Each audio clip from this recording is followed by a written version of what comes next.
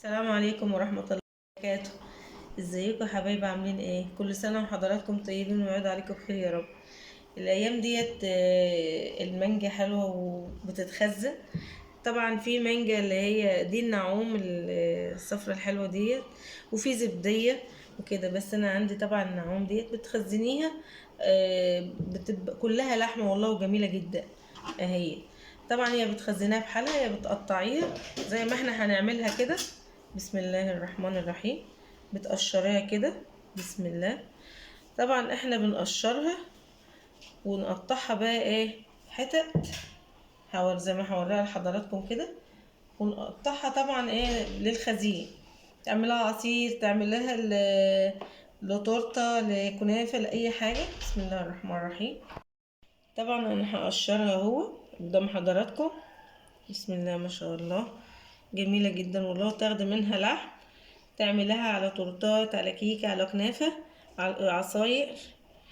طبعا بيقول لك المانجا ديت يعني الخزين اصلا اللي هي اللهم صل على النبي، اللي هي الزبديه. ودي برضو بتتخزن، دي بتتخزن برضو.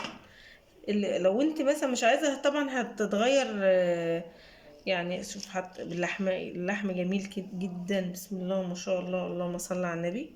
اهي تحط لها حبه سكر، اللون بتاعها ما بيتغيرش خالص اهي. بسم الله ما شاء الله، اللهم صل على النبي. طبعا بتقطعيها اهي. بسم الله اهي. يعني ما فيهاش بذر، يعني بذرتها ضعيفه خالص، كلها لحم جميل اهي. بسم الله. بتقطعيها طبعا، طبعا خرط كده مثلا زي ما انت عايزه اهي. اهي بسم الله، كلها لحم هي. اللهم صل على النبي، جميلة جدا. بسم الله ما شاء الله. طبعا انت بتقطعيها زي ما انت عايزة. طبعا هقشرها كلها واقطعها، وانا بكيسها هوريها لحضراتكم. ورجعت لكم تاني يا حبايبي. طبعا قطعتها هوت يعني قطعتها مكعبات، وقطعت طبعا دي زي شرايح كده. تحطيها على اي مثلا جاتوه، اي حاجه، كنافه، اي حاجه انت عايزاه تشكيل. وهنا برضو بتقطعها مثلا كده، اللي انت مثلا عايزاها تحطها على اي ديكور مثلا. عايزه تعملها عصير عادي، عايزه تعملها اي حاجه حضراتكم تعملوها عادي. دي بتتخزن. بسم الله ما شاء الله، بتبقى جميله جدا. بسم الله اهي. انا قطعتها كده، وقطعت التانية ايه اللي هي المربعات دي مثلا بتحطيها على اي شكل مثلا من الاشكال، مثلا بالكريمة، تحطها على كنافة، على اي حاجة.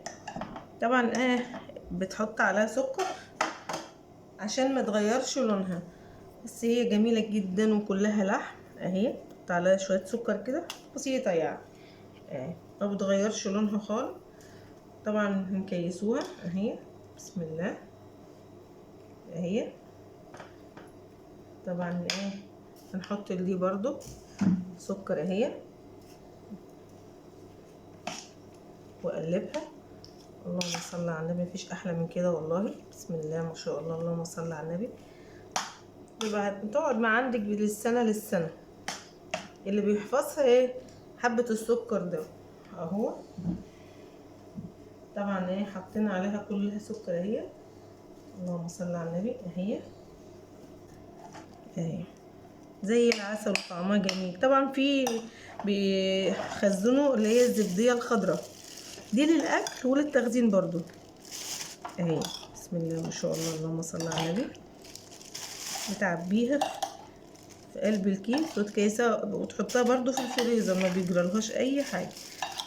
ما دام حطيت عليها شويه سكر ما بتغيرش لونها خالص.